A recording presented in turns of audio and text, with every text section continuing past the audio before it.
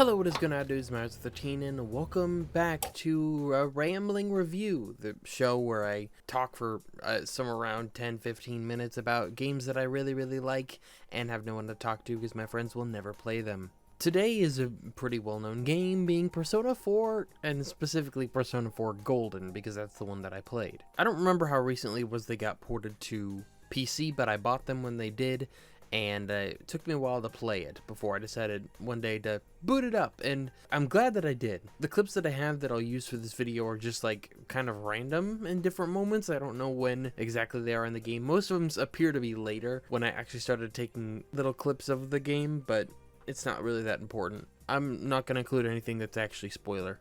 My first introduction to the Persona series was with Persona 5, and I played that in sometime, I think it ended up being 2021, because I'm pretty sure it was in that big video that I did. But I quickly fell in love with Persona 5 and the game and how much fun it was, and the different type of style of game it was, because it was completely different than most everything that I had played, aside from like Pokemon with the turn-based strategy and typing and effectiveness and things like that. And then you had all your different personas that had different skills and attributes and such too. And so it took me quite a while. It was multiple years, up until 2024 is when I finally played Persona 4.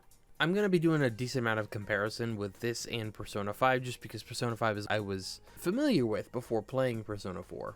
Like usual, in the Persona games, you start off, you're transferred in to a place where you're only staying for about a year, and the first friend you make is the typical Persona friend, where you have the teenage boy who is overly obsessed with girls and whatnot, but you become quick and fast friends with them. And he eventually matures over the course of the story by the influence of the player character. And then you meet a bunch of other characters. You have Chie, who is a martial arts obsessed girl who is quite hilarious because of just all the shit that goes on with her. There's one clip that I remember, I still keep thinking about this, where you have these moves that your friends can do sometimes if you've like knocked down more than one enemy and only one is left standing. They'll ask it, like they'll follow-up attack, and the Chie just goes up and she just does a spin kick and kicks them into the next universe. It's so good. I fucking love that.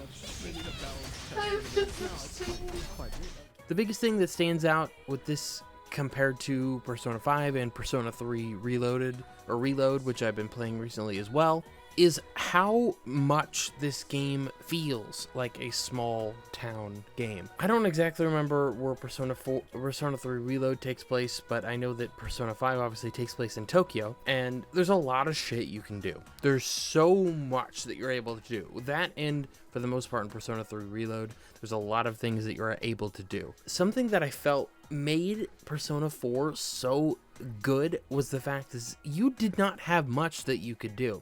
You're in a small town in the middle of the mountains where it rains a lot, and so there are a lot of days where people don't want to do anything, and so that you have to figure out what as a character you're going to be doing in those times when it's just raining. And it's such a different thing because you don't typically get stopped by the weather in the other games. In Persona 3 Reload, there's actually no weather like at all. It's the same, always. But what they did so good about it is that they made it feel like the only things you could do in this game is you go do things with, and all the characters that you have relationships with, and that help you obviously produce better and higher level personas when you do fuse things and such, and it can unlock some very cool extra personas. But it was such a cool thing because I felt so much closer to these characters than even some of the characters in Persona 5, and especially like compared to Persona 3 Reload. They kind of slot you into this role as like you're also a big brother to your cousin, and you're also obviously, as the main character, you're the leader of the party, and it's something about the small town atmosphere that they did with the game and everything that goes into that. And how you have this one big supermarket, and your cousin is like, her favorite thing is to go to the supermarket especially because of the ad that they play on the television and whatnot. And like Yosuke, who is the first friend that you meet, who is only here because his dad is the manager of that branch of the supermarket, Juness, and he works there as part of it. And it's kind of just like this whole thing of people coming in, and then you have this one character who's well known in the town because Yukiko, because her parents own this important bathhouse and like hotel. I forget exactly what it is, but it's something like that. Those are definitely parts of it. And then of course, because there's always a famous person that somehow joins your squad, we have Rize, who is a super popular person on the television, who ends up joining the team. And something about the relationships, just the characters in the game felt a lot more like real comparatively even to Persona 5. And then I'll talk about Persona 3 at some other point, because I think I'll make a video like this on Persona 3, because I've been recording clips on it, because I've been playing that a lot. But I think the biggest strength of Persona 4 Golden and Persona 4, because, I mean, Golden is just, it adds a couple extra things. It adds an extra character, and it adds an extra dungeon, which you do near the end of the game. There is one thing, I will say this, though. Near the end of the game, there is a really stupid way you can accidentally get a very bad ending, because I figured this out myself on accident, because everything just ended at a certain point in the story, and it just skipped like 3 months and played the final cutscene. Basically, there is, I will not say exactly what happens, but it's later in the game, you're at the hospital, and you're discussing things with your team in one of the rooms by television. And if you pick the wrong answer, you will get the bad ending. You have 3 menus, and you have to answer correctly 3 times in a row to get to have the right events occur. I think that's very stupid. That to me was very upsetting, because I'm like, wait, what happened? And it's all because of that one thing. There's nothing else it's not something that you missed like earlier in the game that you should have done at some other point, and then this wouldn't happen. This is what happens. If you get it wrong, you're fucking screwed, unless you have a save. Like, especially if you had waited quite a while to save before getting to this point, and then you had to reset the game and do all that progress again. It's awful. I still think the game is absolutely fucking worth playing, even with that little bit. While I would actually just like to gush about the small town atmosphere in the game and how it makes everything in the game so much better, I need to talk about the music. Like, when I got to the first explore time and Heartbreak started playing, like, oh my god, dude. Some of the music in this game it's like, you know, it's fine. Sometimes, like, some of the couple of battle tracks that are not great. There's the dungeon overworld themes are not very good, and there's also in Persona, at least the PC port of Golden, there's a little bit of like bass boosting in some of them, like especially in the strip club dungeon. I'm not gonna say whose dungeon it is, but the strip club dungeon, there's like extra bass boost, and it sounds really bad. So I don't know what that is. That's just an error thing, but like if you buy the actual soundtrack, it doesn't sound like that. So anyway, oh my gosh, dude, I'm gonna play a couple of the songs here for you, because like I always think of Heartbreak, and I just start humming along to it, and I'm like, oh wait a minute, oh, that's Heartbreak again, because it made such an impact. It's such a good song. Tell me why you did it, every dream falling apart. Tell me why you did it after the promise.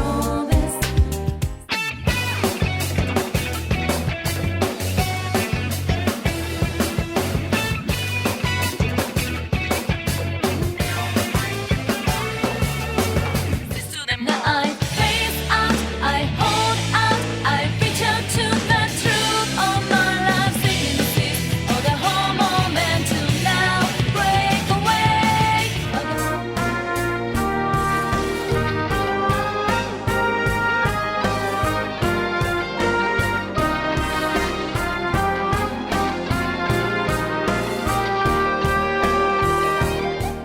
Also, the big band sort of thing that happens with a lot of the songs, like it somehow fits the small town atmosphere even better. Like then you have the jazzy little lo-fi and jazz that you have in Persona 5, and then you have the more rap hip hop style that you have in Persona 3. It's like it just the small town atmosphere makes everything better in the game, and it's probably my favorite part about it. Compared to Persona 5, where I actually did do a lot of looking up, like, what is this Persona weak to, so I can get it done and over with.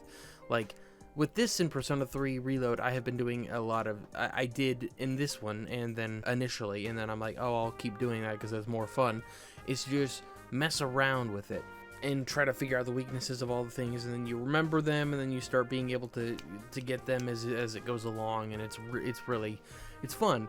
And it's different than Persona 5 in the fact that you have no mementos sort of thing. So you do not have this major dungeon that you'll go into whenever you want to. You can still go into the dungeons that you have in with or without it, but each individual character that has their own palace, quote unquote, they're not really the same as they are in Persona 5 anyway, but I'll just explain them like that kind of. You can go into them anytime you want to once you go into the television world, but which is the version of I've forgotten what it's called. The other world. The cognitive world, I think it is. I'm gonna put this in the video because I just realized you can hit square and open a menu to fast travel. The entire time I played this game, I was running everywhere. Bro, that's so dumb.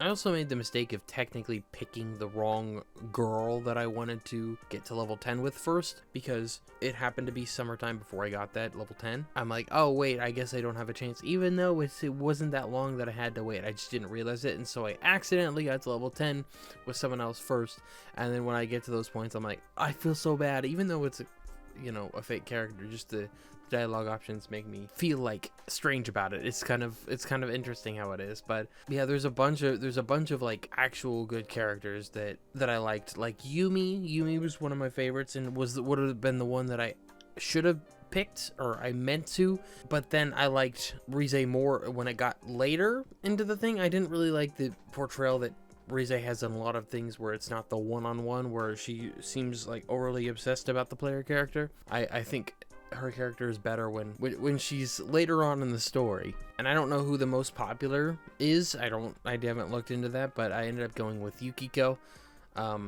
which was fine. I mean, I like Yukiko. I like all the characters. There are characters I do like more than Yukiko, but it's okay. I don't necessarily regret that. Like, and something else that's kind of interesting is that Marie, who is the new character added in Golden, you can technically romance Marie as well as any of the other girls in songs. Is only those two, then you don't get the repercussions for the quote-unquote cheating, which the only actual repercussion of that is the Valentine's Day. There's a cutscene if there's more than one girl, and like how you made everyone feel bad, which is really funny, and I'm glad that that's a thing. It's very silly. While the graphics themselves don't look that great, I mean, there's supposedly Persona 4 Golden. There's expected to be an announcement of a remake of Persona 4 in like a couple months or something like that. Like, I actually think it's May 8th, so I think it's like, no, maybe it was June. I don't really care.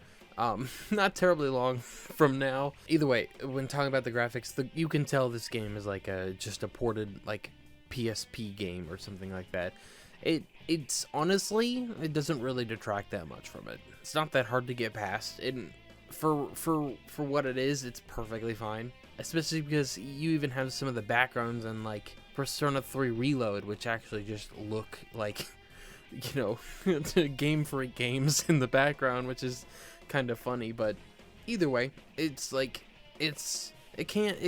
for some people maybe that's detracting. For me, it was not a bad thing at all. The game, it doesn't look like great in comparison to a lot of things that you could play and buy right now, but for obvious reasons, because it is literally just kind of a port and an upscale. I don't know where exactly I'll stick this in, because I'm recording this a decent while after the fact, but this game in general hit at a time that it was like really necessary. It was a lot like that with Persona 5 too, where I ended up playing this game at a moment and it made quite a bit of impact on me, especially just because of the time at which I happened to play it.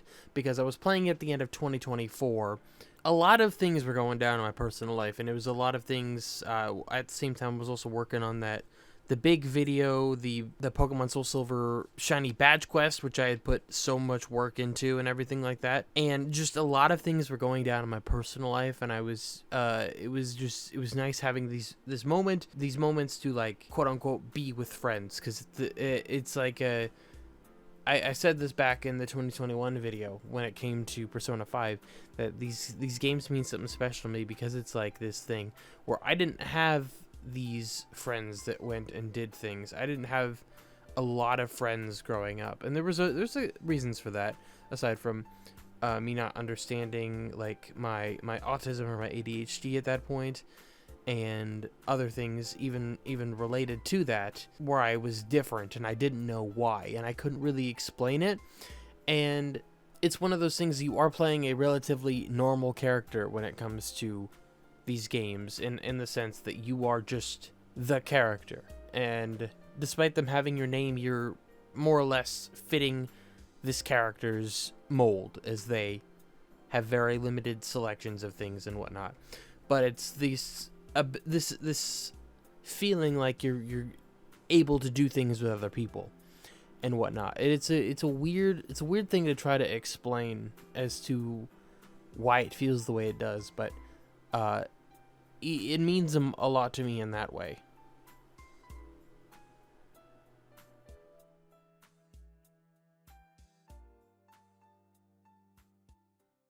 And honestly, I don't know if I have anything else to add at this point, without just continually to gush about how the game does such a good job of making it feel like a small town, and how the small town atmosphere makes everything more impactful in the game, and how much I enjoyed it. Like, it actually did surpass Persona 5. It's very up high on the list, if not like the top of my list of actual favorite games, which Persona 5 did hold for a decent while after I played it initially. And just this one does things that Persona 5 did and whatnot, but it has this extra bit of charm to it, which is just, it was hard for Persona 5 to capture it. But the one thing Persona 5 has over it is that all the tracks in Persona 5 are bangers. and this one, Shoji Meguro definitely perfected his craft when it came to Persona 5. So, you know, it's such a good game. If you're at all interested in JRPGs, or especially story-driven ones, you're gonna really, really love Persona 4. I actually trailed off because I didn't know how to follow that up, and it's weird. It's making I haven't played the game in like 5 months, and God, anyway, it's such a good game. If you were interested at all in any sort of things, any at all related to Persona 4, you should absolutely get the game. Anyways, I hope you all enjoyed this. If you did, like, appreciate it. This is why I call it a rambling review. It's just because I talk. I did not script any of this. So, thank you for watching. Hope you all enjoyed it. Appreciate it. Make sure to subscribe for more. I will talk to you all.